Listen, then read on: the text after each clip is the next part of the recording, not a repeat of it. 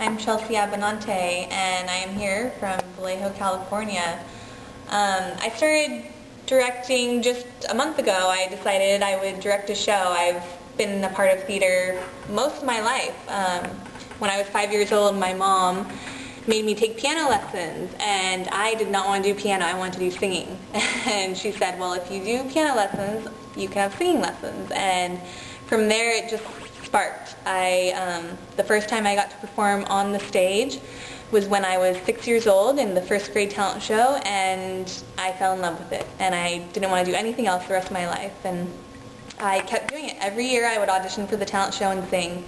And by the time I was 11, going into middle school, I wanted to take acting classes, and my mom found out about this theater school in San Diego called North Coast Repertory Theater, and she prepared me to audition for the advanced acting class, and I auditioned and started taking acting classes there, and I loved it.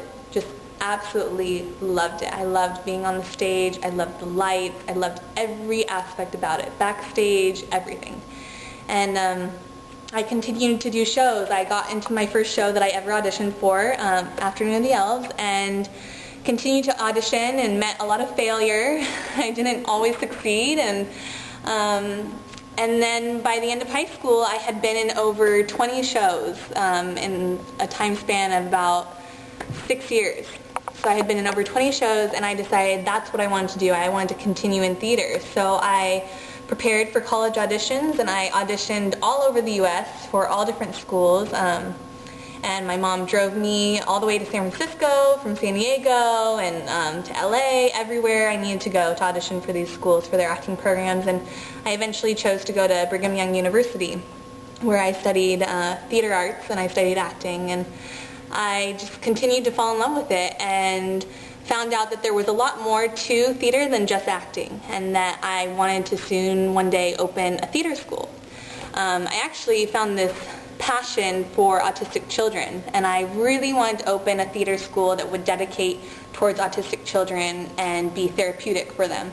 My little brother-in-law, who is about 15 years younger than me, is autistic, and I fell in love with his passion and thought it would be a great thing for him to be on stage. And so that's what has been my goal for a long time, to open a theater school that caters to autistic children, to mainstream, to adults, to everyone, so that everyone has an opportunity to fall in love with what I've fallen in love with.